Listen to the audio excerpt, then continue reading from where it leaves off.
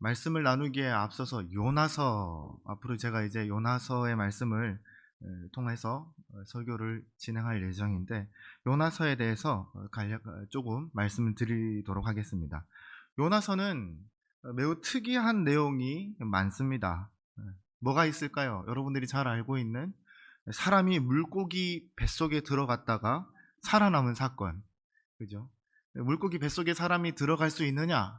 라고 하니까 물고기 중에 제일 큰 고래일 것이다 라고 많이들 생각하는데, 뭐 고래라는 명칭은 없으니까 물고기 뱃속에 사람이 들어가 있다가 3일 만에 이렇게 나왔다. 어떤 그래서 많이 만화적인 요소들이 많죠. 어린이 설교할 때 사용되기도 하는데, 물고기 뱃속에 들어간 요나가 거기서 장작더미를 이렇게 모아가지고 불을 붙여서 배가, 물고기가 너무 뜨거워가지고 이렇게 뱉어냈다 라고 이렇게 말하기도 하고, 이게 지어낸 얘기인데 그만큼 이야기적인 요소들이 많습니다. 그리고 또 박농쿨이 갑자기 이렇게 자라나는 사건, 그것도 있고, 또 악한 니느웨 백성이 요나의 전도로 모두가 다 회개한 사건, 또 하나님의 선지자인 요나가 하나님 선지자인데도 불구하고 하나님 명령으로부터 도망치는 사건, 이런 사건들이, 이런 내용들이 우리가 잘 아는 내용이고 요나서에 기록되어져 있는 내용이죠. 그래서 이 요나서를 어떤 학자들은 풍자 이야기로 보는 사람들도 있습니다. 이걸 다 어떻게 믿나 라고 얘기를 하면서 풍자적이다, 또 교훈적인 우화이다 라고 말하는 사람들도 있습니다. 심지어는 그냥 상징적이다 라고 말하는 사람들도 있죠. 그러나, 여기서 중요하죠. 그러나 전통 보수주의 신학자들은 이것을 사실로 봅니다. 왜 사실로 보느냐? 그 근거가 마태복음 12장에서 찾습니다. 마태복음 12장에는 예수님께 서기관과 바리새인들이 표적을 보여달라라고 하는 내용이 기록되어 있거든요. 그때 예수님께서 뭐라고 하시냐면, 요나의 표적밖에는 보여줄 표적이 없다라고 말씀하셨어요. 40절, 12장, 마태복음 12장 40절에는 이렇게 기록하고 있죠. 요나가 밤낮 사흘 동안 그 큰 물고기 뱃속에 있었던 것 같이 인자도 밤낮 땅 속에 있으리라. 예수님께서 요나서의 사건을 사실로 받아들이고 있으시다. 그리고 사실로 받아들이고 계시기 때문에 전통 보수주의 신학자들은 요나서를 역사적 사실로 받아들입니다. 예수님께서 사실이라고 하신 거니까. 그리고 또 예수님께서 니느웨 사람들이 회개한 사건도 인용하셨는데, 마태복음 12장 41절, 그 뒤에 나오죠. 심판 때에 니느웨 사람들이 일어나 이 세대 사람을 정죄하리니 이는 그들이 요나의 전도를 듣고 회개하였음이거니와 요나보다 더 큰 이가 여기 있으며, 이렇게 얘기해요. 예수님께서 계시는데 회개하지 않는 유대인들을 바라보면서 니느웨 사람들이 일어나 너희들을 심판할 것이다, 정죄할 것이다 라고 하시는 대목입니다. 그래서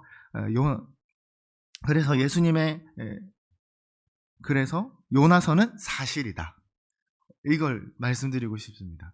예수님께서 사실이라고 하시니 우리는 요나서를 사실로 받아들이는 겁니다. 성경이 기록하고 있고 예수님께서 증언하고 계시기 때문에 요나서를 사실로 받아들인다라는 사실을 기억하시기 바랍니다. 그리고 1절의 말씀을 보시면 여호와의 말씀이 임했다라고 기록되어 있죠.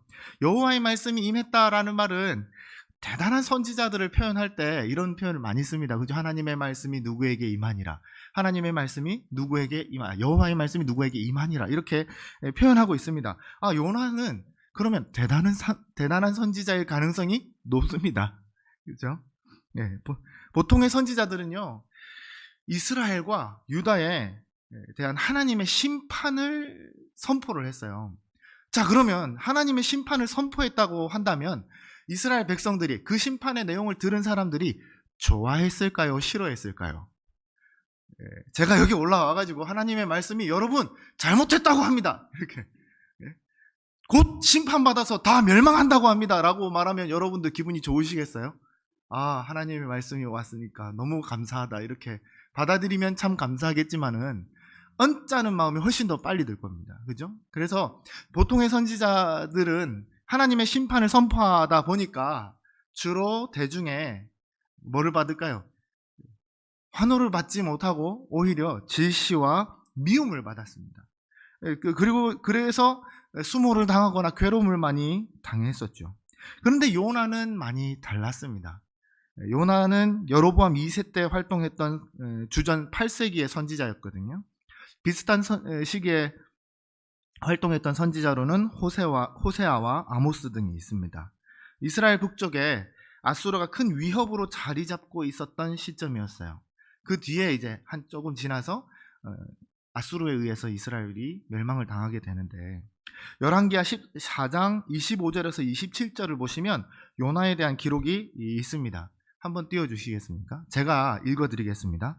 이스라엘의 하나님 여호와께서 그의 종 가드헤벨 아미떼의 아들 선지자 요나를 통하여 하신 말씀과 같이 여로보암이 이스라엘 영토를 회복하되 하맛 어귀에서부터 아라바 바다까지 하였으니, 이는 여호와께서 이스라엘의 고난이 심하여 매인자도 없고 노인자도 없고 이스라엘을 도울 자도 없음을 보셨고, 여호와께서 또 이스라엘의 이름을 천하에서 없이 하겠다고도 아니하셨으므로 요아스의 아들 여로보암의 손으로 구원하심이었더라. 아멘. 요나를 통해서 하나님께서 여로보암 2세에게 말씀을 전하게 하셨다. 그 내용이 뭐냐면 이스라엘을 튼튼하게, 국력을 강하게 하는 내용들이었던 것을 알 수 있습니다.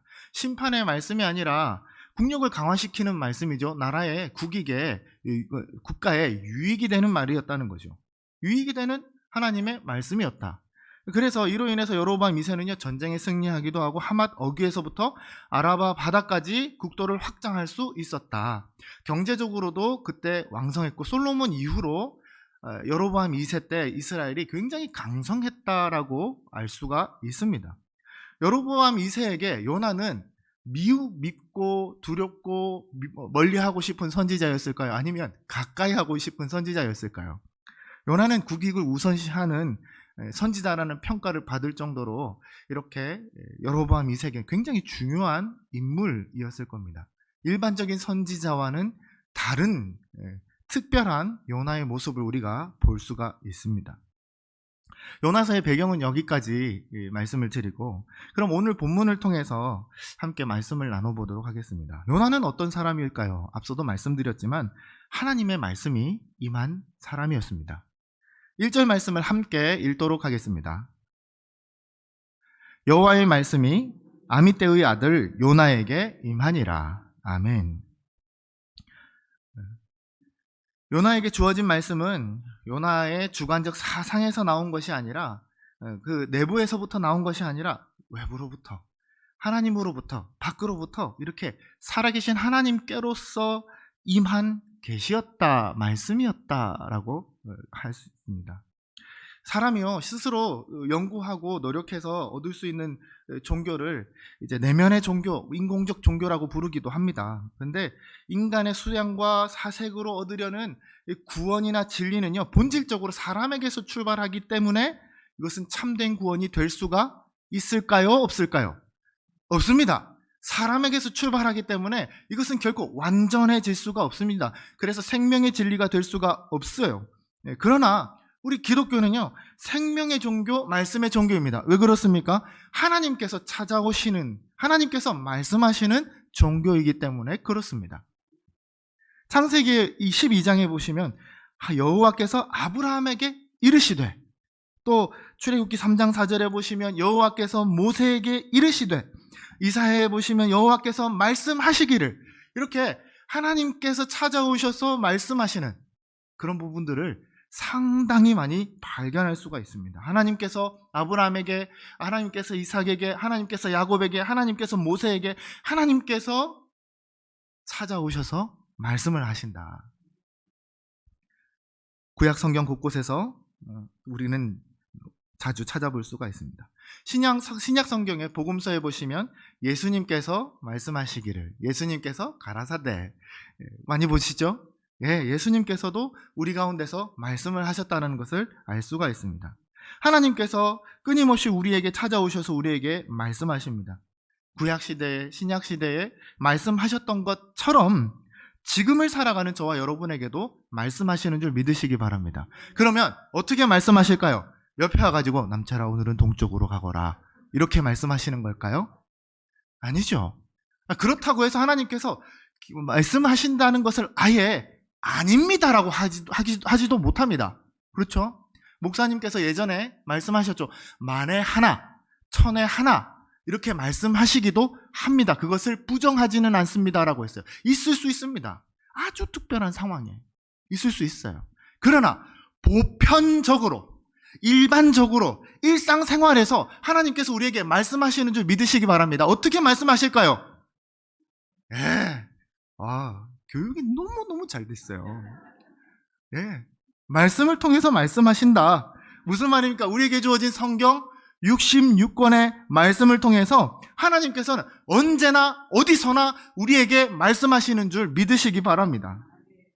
요나에게 찾아오셨던 것처럼 저와 여러분에게 동일하게 찾아오시는 하나님, 동등하게 찾아와 주시는 하나님, 그 하나님의 말씀이 성경 66권을 통해서 주어졌으니 감사하죠. 갑자기 감사한가? 고민해 봐야 되나요? 감사하죠. 하나님의 말씀이 우리 가운데 있습니다. 그럼 하나님의 말씀을 우리가 알려면 어떻게 해야 될까요? 하나님의 말씀을 보면 됩니다. 하나님의 말씀을 보고 또 뭐 해야 될까요? 이것이 그러한가? 저것이 그러한가? 애써서 봐야 합니다. 그냥 이렇게 오는 게 아니라 애써서 봐야 돼요. 열심히 봐야 돼요. 그것을 다른 말로 탐독이라고 해볼까요? 저희 동산교회는 이런 관점에서 봤을 때 하나님의 말씀을 알아갈 수 있다고 말했고 이것이 복된 것인데 이런 관점으로 봤을 때 우리 부산 동산교회는 복된 교회입니다. 왜 그런지 아십니까? 매년마다 전반기, 후반기에 걸쳐서 성경대학 하지요? 성경대학 합니다. 그리고 또 달마다 범위를 정하고 기간을 정해서 무엇하죠? 성경 통독을 합니다. 성경을 듣는 것도 허용이 되고 읽는 것도 허용이 되고 필사, 쓰는 것까지도 다 허용을 해서 우리가 되도록 많은 다독할 수 있도록 탐독할 수 있도록 그렇게 격려하고 권면하니 좋은 교회죠. 그냥 성도들이 알아서 하십시오라고 내비두는 교회가 아니라 여러분들이 귀찮게 달그닥 이렇게 하여튼 이렇게 하시라고 어떻게든 여러분 하셔야 됩니다. 매주 광고하시잖아요. 여기 계신 분들은 다 이렇게 지금 여호수아 통독 다 참여하시는 줄 믿도록 하겠습니다. 아멘 하시고 혹시 내가 지금 안 하고 있으면 동참하시면 돼요. 늦지 않았습니다. 3월달, 4월달 2달 동안 여호수아 10독 통독 종이 있잖아요. 그래서 이제 오늘 지나면 15일여 남습니다. 15일여 남는데 15일 동안 10독하는 거 어렵지 않습니다. 어렵지 않아요. 생각보다 쉬워요. 그래서 함께 탐독하셨으면 좋겠어요. 이 성경을 계속 읽어나갔으면 좋겠어요. 그리고 주일 본문이 여호수아로 진행이 되니까 얼마나 좋습니까? 내가 읽었던 성경 말씀이 설교를 통해서 또 우리에게 깊이 묵상이 되고 또 적용이 되니까 이것만큼 좋은 게 없어요. 그래서 우리 동산교회는 복된 교회입니다. 하나님의 말씀을 알아갈 수 있도록 좋은 기회들을 허락해 주시니 아주 좋은 교회라는 사실을, 복된 교회라는 사실을 기억하시기 바라고, 성경대학은 지금 참여하실 수는 없지만 후반기에 또 개설이 될 거니까 기다리고 있다가 이렇게 신청하시면 되겠어요. 신청하시고, 그래서 하나님의 말씀을 알아가기에 애쓰는 저와 여러분, 저희 동산교회 되기를 간절히 소망합니다. 두 번째로 요나는 하나님의 사명을 받은 사람이었습니다. 2절 말씀을 함께 사람이었는데요. 하나님의 사랑을 전해야 할 사명이 주어졌다. 2절 말씀을 함께 읽도록 하겠습니다. 시작. 너는 일어나 저 큰 성읍 니누웨로 가서 그것을 향하여 외치라. 그 악독이 내 앞에 상달되었음이니라 하시니라. 아멘. 요나에게 주신 하나님의 명령은 아수르의 수도 니누웨로 가라 였습니다. 니누의 사람들은 악독이 너무 심해서, 그들의 죄악이 너무 심해서 하나님께 이르렀다라고 얘기하시면서 그만큼 죄가 양적으로나 질적으로나 심각하다는 걸 의미하죠. 그래서 뭘 하라고 합니까? 가서 그들의 죄를 지적하고 하나님의 심판이 임박함을 경고하라고 명령하십니다. 이제 이스라엘 백성들의 심판을 명했던 선지자들이 했던 일들을 요나가 해야 되는 거예요. 그동안 특별한 대우를 받았던 요나가 이제는 특별한 대우를 받지 못하는 무서운 일을 해야 되는 상황에 직면했습니다. 그렇다면 니누에는 어떤 곳일까요? 당시 아수르라는 나라는 이스라엘과 오래도록 싸워온 원수의 나라였습니다. 그 나라의 수도가 바로 니누에였죠. 큰 성읍이라고 하나님께서 말씀하셨는데 왜 그런 거 아니? 이 니누에 성은요 30m 되는 높이의 성벽으로 둘러싸여 있었다고 합니다. 30m요. 어마어마하죠. 그리고 그 성벽의 두께가 매우 두꺼웠는데 쌍두마차 2마리의 말이 이끄는 마차가 4대가 이렇게 가로로 배열돼서 나란히 달릴 수 있을 정도의 넓이, 두께였다고 합니다. 굉장히 대단한 성벽이었습니다. 그리고 그 안에 살고 있는 인구는 60만 명이나 되는 거대한 도시였다고 하니까 니누에가 얼마나 큰 성읍이었는지를 우리가 실감을 합니다. 또한 니누에 사람들은 나훔서를 보시면 그 성정이 잔인하고 악독했다라고 얘기를 했어요. 그래서 외적으로 봤을 때도 그 성읍이 큰 성읍이었고, 그리고 또 죄악이라는 관점으로 봤을 때도 큰 성읍이었다라고 우리에게 가르쳐주고 있습니다. 이렇게 강한 아수르는 이스라엘을 호시탐탐 노리는 원수와 같은 나라였어요. 이스라엘은 아수르와의 전쟁으로 인해 많은 고통을 당했었습니다. 그런데 하나님의 명령이 그 원수와도 같은 아수르의 수도 니누에로 가서 그들의 죄악을 지적하고 경고하라고 말씀하고 있는 거예요. 니느웨 사람들이 미워서라도 그렇게 할 수가 없겠고, 또 혹여 이 말씀을 전했을 때 니느웨 사람들이 회개해서 하나님께 용서를 받을까봐, 구원받을까봐 그게 또 싫어서 가기가 싫은 겁니다. 그들은 이방인이었고, 또 국익을 우선시하는 요나의 입장에서는 아수르가 회복되고 강성해지면 어느 나라가 위험합니까? 우리의 조국 이스라엘이 위험하잖아요. 그러니까 도무지 상식적으로 개인이 가지고 있는 가치관적으로도 하나님의 명령을 수용하기가 너무 어려운 겁니다. 원수지요, 이방인이지요, 구원받지 않았으면 좋겠지요. 그냥 죄악 속에서 그냥 죽으면 좋겠는데 40일 뒤에 하나님의 멸망이 임한다. 뒤에 성경이 요나서 3장에 보시면 나오거든요. 40일만 어째 잘 도망 다니면 되지 않을까 라고 생각했던 것 같습니다. 우리나라 사람들은 이 마음을 조금 이해할 수 있지 않을까 싶습니다. 왜냐하면 일제강점기를 거쳤거든요. 그리고 그에 대한 교육을 저희가 받았지 않습니까? 그래서 한때는 일본에 복음을 전해야 한다는 의견에, 그 운동에 거부감을 느끼고 반대하기도 했습니다. 강력하게 반대했죠. 하나님께서는 우리를 사랑하십니다. 믿으십니까? 하나님께서는 차별 없이 그 사랑을 베풀어 주십니다. 믿으시죠? 그래서 저 일본 땅에도 하나님의 사랑을 전해야 합니다라고 운동이 일어났고 선교가 일어났던 거죠. 그런데도 불구하고 진입장벽이 엄청나게 높았습니다. 일제강점기로 인해서 잔인하고 무자비한 폭행, 또 전쟁 동원, 강제징병, 또 위안부의 문제, 이런 것들이 하나같이 일본의 호의를 가질 수 없는 것들이었어요. 마치 원수 국가가 있는 것과 마찬가지죠. 그러니 일본 선교에 반대하는 것도 참 이해가 됩니다. 이 같은 맥락에서 요나 선지자의 입장을 보면 아예 이해가 되지 않는 건 아니에요. 니느웨의 아수르 사람들이 구원받지 못했으면 좋겠다. 국익적인 측면에서도 그렇고, 니느웨가 강성해지면 이스라엘이 위험하니까. 그러나 하나님의 명령은 단호합니다.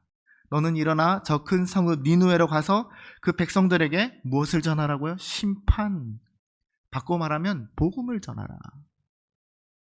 복음을 전하라 하고 똑같은 말이에요. 너희 민족을 잔인하게 해쳤던 저 아수르의 백성일지라도 가서 복음을 전하라. 그렇게 명령하십니다. 요나는 하나님의 명령을 받은 사명자였습니다. 여러분, 사명자는 어떤 사람입니까? 사명자는 자신의 뜻이 아닌 하나님의 뜻대로 움직이는 사람을 사명자라고 합니다. 요나가 괴롭겠지만 그는 하나님께서 부르신, 하나님께서 부여하신 사명받은 사명자였음을 우리는 기억하고 있습니다. 우리도 마찬가지겠죠. 우리 각자에게 주신 사명은 조금씩 다를 수가 있습니다. 하나님께서 부여하신 임무가 조금씩 다를 수는 있겠습니다. 하지만 사명의 본질은 항상 같습니다. 무엇일까요? 언제, 어디서나, 어떠한 직업에, 어떠한 환경 가운데 있을지라도 요나에게 말씀하신 하나님의 명령을 기억해야 합니다. 하나님께서는 가서 전하기를 원하신다. 하나님은 아수르의 수도 니느웨로 가서 복음 전하기를 원하셨죠? 네. 복음을 전하기를 원하신다라는 사실을 기억하시기 바랍니다. 우리도 요나와 마찬가지로 사명을 받은 사람이죠. 제가 중고등부 학생들, 청년부 학생들 사역을 할 때, 또 성경대학을 진행할 때 여러분 하나님께서 여러분에게 어떤 사명을 주셨는지 여러분 아시고 계십니까? 라고 질문을 해보면 10중 8구라고 하죠. 한 90% 상당수가 잘 모르겠는데요. 잘 모르겠습니다. 그냥 최선을 다해서 살 뿐입니다. 이렇게 대답하시는 경우, 그나마 대답해 주시면 감사. 그냥 침묵으로 이렇게 하고 계세요. 여러분은 어떠십니까? 여러분은 사명 받으신 분들인가요? 어떤 사명 받으신 분들인가요? 알고 계시면 그 사명을 권고히 하시면 좋겠고, 잘 모르시면 오늘 그 사명에 대해서 잘 아셨으면 좋겠습니다. 제가 한 가지 가르쳐 드릴 수 있다면 우리는 모두가 다 사명받은 사람이라는 사실입니다. 어떤 사명을 받았을까요? 예수님께서 십자가에 달려 죽으셨습니다. 그리고 3일 만에 부활하셨습니다. 그리고 승천하시기 전에 500의 형제들에게 만나셨어요. 그리고 승천하기 바로 전에 우리에게 아주 중요한 마지막 명령을 주셨습니다. 마태복음 28장 19절에서 20절 말씀이죠. 암송하시기도 하는데 앞에 띄워드릴 테니까 같이 한번 읽어보겠습니다. 시작. 그러므로 너희는 가서 모든 민족을 제자로 삼아 아버지와 아들과 성령의 이름으로 세례를 베풀고 내가 너희에게 분부한 모든 것을 가르쳐 지키게 하라. 볼지어다 내가 세상 끝날까지 너희와 항상 함께 있으리라 하시니라. 아멘. 아멘. 아멘입니까? 아멘 하셨죠? 여러분 그럼 이 사명 받은 사람입니다. 모든 예수 그리스도를 믿는 사람들은 이 사명 받은 자임을 믿으시기 바랍니다. 제자들에게만 통용되는 것이 아니라 오늘을 살아가는 모든 예수 그리스도를 믿는 사람들에게는 이 사명이 주어졌다.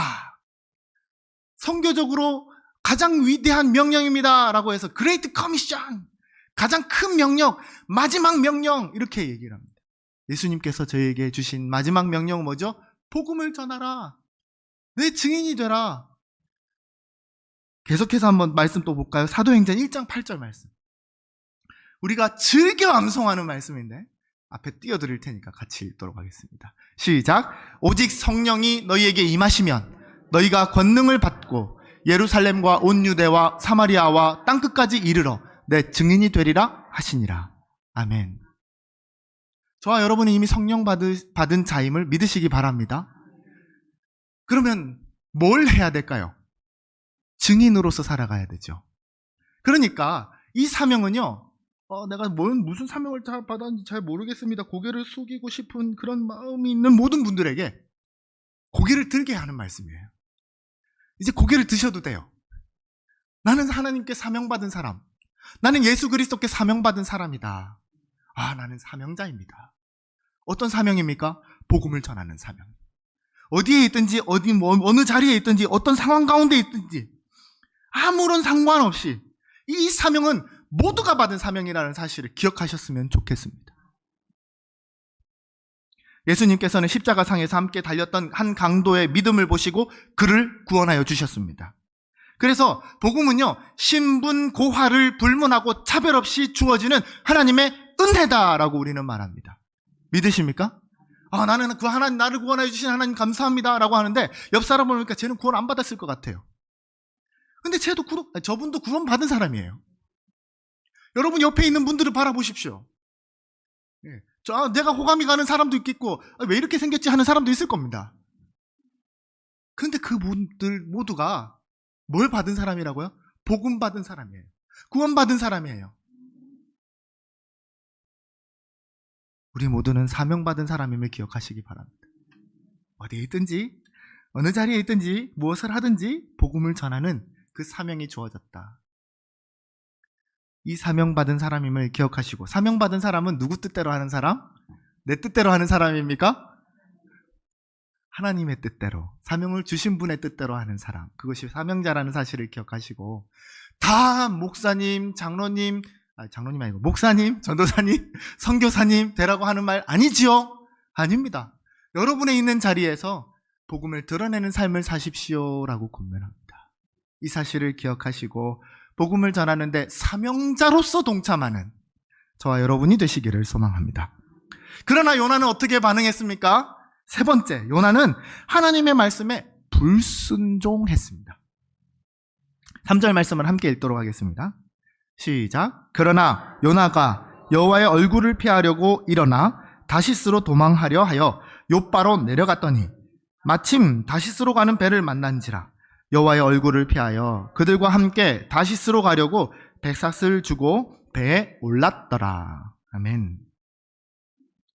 보통 하나님의 말씀을 받은 선지자라고 한다면 그 다음에 기록들이 하나님의 말씀대로 행하였더라, 하나님의 말씀대로 행해서 미움을 받았다, 수모를 받았다 라고 하는 그런 과정들이 쭉 기록되어 있습니다. 그런데 요나는 하나님의 명령을 받았고 사명을 받았음에도 불구하고 어떻게 했죠? 바로 불순종했습니다. 물론 그 불순종하는 이유에 대해서는 이해가 됩니다. 얘가 아예 안 되는 거 아니에요. 그냥 이해는 되지만은 하나님의 말씀을 받았으니 내가 동의가 안 된다 하더라도 하나님의 말씀대로 해야 되잖아요. 그런데 성경이 굳이 이 이야기를 기록하고 있습니다. 하나님의 말씀대로 하지 않고 반대로 합니다. 요나는 지금 욥바라는 항구에 이르렀습니다. 욥바라는 항구에서 지리상으로 볼 때 니느웨 성은 욥바라는 항구로부터 동쪽으로 약 1000km 정도 가야 하는 먼 길이었어요. 이것도 먼 길이 맞아요. 그런데 지금 요나가 목적지로 삼고 있는 다시스는 어디인지 아십니까? 지금의 스페인입니다. 지중해 완전 끝이에요. 그러면은 이게 니느웨는 동쪽으로 1000km를 가야 되는데 다시스는 서쪽으로 무려 배를 타고 3500km나 가야 되는 어마무시하게 먼 길입니다. 훨씬 더 멀고 비용도 훨씬 더 많이 드는 길이 이 다시스로 가는 길이었습니다. 그리고 다시스는 당시에 땅의 끝이라고 표현할 정도로 먼 곳이었다라고 하는 것을 감안한다면 요나가 얼마나 하나님의 명령으로부터 도망치고 싶어 했는지를 느낄 수 있습니다. 얼마나 그거 안 하고 싶었으면 제일 먼데, 이스라엘에서 제일 멀다고 생각되는 곳으로 지금 이게 간다고 백삭 지불했다니까요. 그리고 그 배에 올라탔습니다. 계획만 한 것이 아니라 실천까지 했어요. 하나님은 동쪽으로 가라고 하시는데 요나는 서쪽으로 가는 상황. 하나님의 뜻은 복음을 전하라고 하는 것인데 하나님의 뜻대로 하지 않고 도망가는 요나의 모습을 보면서 우리의 모습을 한번 생각해 봐야 합니다. 하나님의 뜻을 알면서도 의도적으로 따르지 않거나 못 들은 채 하면서 살고 있지는 않았는지. 왜냐하면 하나님의 말씀이 마음에 안 들거든요. 요나가 마음에 안 들어요. 그런데 혹시 저와 여러분 가운데 그 하나님의 말씀, 하나님의 하는 행사, 그런 모든 일들이 마음에 안 든다고 해서 하지 않거나 떠나 있지는 않았었는지, 하나님의 기대에 어긋난 행동을 하지는 않았었는지를 한번 생각해 보시기를 바랍니다. 그런 경험을 할 때 제가 될 수도 있고 여러분이 될 수도 있고 아니면은 그런 경험을 하신 분들의 이야기를 들었을 수도 있습니다만 그런 경험을 한 사람들이 하는 이야기를 그분들에게 물어보면 그래서 마음이 평안했고 행복했었습니까? 그런 결과가 참 괜찮았습니까? 물어보면 보면 100이면 100, 열이면 열이 아니라 100이면 100. 대부분의 사람들이 힘들고 어렵고 후회가 되는 길이었다라고 설명을 합니다. 저는 분야의 신학대학원을 나왔거든요. 그래서 저보다 나이 많으신 분들하고 같이 학업을 했습니다. 아버지 뻘보다 더 나이가 많으신 분들도 계셨어요. 그러니까 얼마나 늦은막히 신학을 하셨는지 알 수가 있죠. 그분들이랑 대화를 할 기회들이 있었어요. 그러면 이제 죄송합니다 이런 말을 해서 어르신들은 라떼는 말이야 이런 것들을 많이 시전하세요. 옛날에 나는 이런 식으로 이렇게 좋은 말로 하면 간증인데 좋지 않은 말로 하면 라떼 이렇게 표현할 수 있는데 이렇게 자신의 옛날 이야기를 하실 때가 있습니다. 얘기를 들어보자면 대부분 내가 이제 임전도사처럼 이렇게 젊을 때 내가 하나님께서 주신 그게 있었는데 소명이 있었는데 그거 안 하려고 이렇게 도망갔다가 이제서야 돌아왔다. 이게 참 한 번 들으면 그렇군요 하면서 감동이 되고 감사가 되겠는데 자주 듣다 보니까 패턴이 비슷해요. 비슷하고 요나서의 말씀을 준비하다 보니까 그렇구나 우리 인생이 비슷비슷하구나. 비단 그 신학교에 오신 그분들만 그렇게 하겠습니까? 아니요, 그렇지 않습니다. 하나님의 부르심을 멀리하고 떠나버렸다가 다시 돌아와서 후회하면서 돌아온 사람들이 하는 고백을 우리는 간증을 통해서 많이 듣지 않습니까? 괴롭고 힘들게 만드는 그 길이었다라고 합니다. 여호와의 얼굴을 피해서 다시스로 가는 길이 우리 인생에서 없어야 하겠습니다. 내 주장을 내세우고 내 고집을 꺾지 않으면서 기어이 다시스로 가는 불순종하는 요나의 모습이 결국 하나님과의 관계를 좀 더 멀어지게 만드는 모습이었고 그의 인생을 괴롭고 힘들게 만드는 길이었다라는 사실을 기억하시기 바랍니다. 우리가 하나님의 자녀로 부르심을 받았다면 고집 부리면서 하나님의 뜻에 반대하는 쪽으로 가서는 안 되겠습니다. 왜냐하면 결코 하나님께서 주시는 평안을 누릴 수가 없기 때문입니다.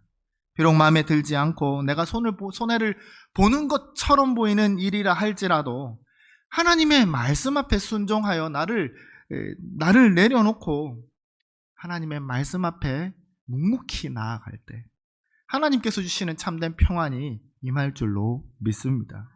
누가 요나입니까? 요나를 욕할 수가 있겠습니까? 저와 여러분이 요나와 같지는 않습니까? 돌아보시고 요나를 통해서 실수를 줄이고 또 요나를 통해서 사명자로서 살아가게 되는 요나를 통해서 복음적 삶을 살아가게 되는 저와 여러분이 되시기를 소망합니다. 말씀을 맺겠습니다. 하나님께서는 성경으로 우리에게 말씀하십니다. 하나님께서는 분명하게 성경을 통해서 말씀하십니다. 복음을 전하라고 우리 모두에게 한 사람 한 사람에게 다 사명을 주셨습니다. 그래서 저와 여러분들은 사명자임을 기억하시기 바랍니다. 사명자는 자기의 생각이 아닌 하나님의 뜻대로 사명을 주신 분의 뜻대로 행동하는 사람이 사명자입니다. 그래서 나를 돌아보고 요나와 같이 따라가기보다는 요나의 반대대로 하나님께서 부여하신 사명을 믿음과 순종함으로 행동해서 하나님을 기쁘시게 해드리는 저와 여러분이 되시기를 간절히 소망합니다.